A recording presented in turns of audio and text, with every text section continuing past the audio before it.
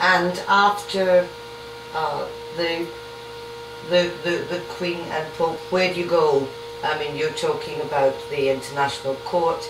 How quickly can you bring things practically as far as that? Actually, like theoretically, it could happen very quickly. There's already precedents whereby when it's proven, and we have a beautiful case because the Pope signed letters ordering bishops all over the world not to disclose evidence that children are being sexually assaulted. It's in his own writing.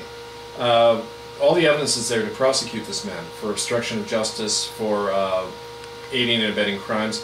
That's why he's a prime candidate, even ahead of the Queen. He's implicated himself in these crimes personally. One of the things, the demands we made of him is, it's outrageous that people who are abused by priests are silenced and have to go through years, a whole lifetime of suffering. The church should be paying for their medical bills. We need changes like structural changes so that priests are made public servants and licensed, so that when they abuse a child, their license can be taken away. They shouldn't be able to run away and hide inside the church under so-called canon law and never be prosecuted. About 95% of the priests who rape a child are never prosecuted. And that's outrageous. I mean, it's like a secret society that gets to violate children and get away with it. Do you understand the church's fear of being open about the mistakes that have been made in the past? Well, in one sense I can understand it if you look at it from the point of view of people not wanting to lose their assets, not wanting to go to jail, not wanting to face the music.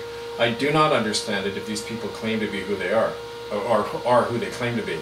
Yeah. And if they claim to believe in all these doctrines of love and truth and everything, forgiveness and accountability, you'd think they'd be the first to come forward. But unfortunately, I know, having been a clergyman in these churches, they're the last to come forward. And that says to me, if people have eyes to see, they finally can see that the church is not what they claim to be. They are not following the ways of Christ. In fact, what I say to people, the church is not the descendant of Christ. The church, Christianity really has nothing to do with Jesus Christ. It has to do with a thing created by Emperor Constantine in the 4th century, which was a new synthesis of church and empire.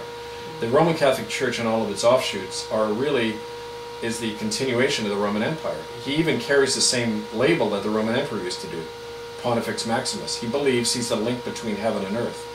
And he's a new Roman Emperor, if you like. So there's been an amazing deception happen for almost 2,000 years.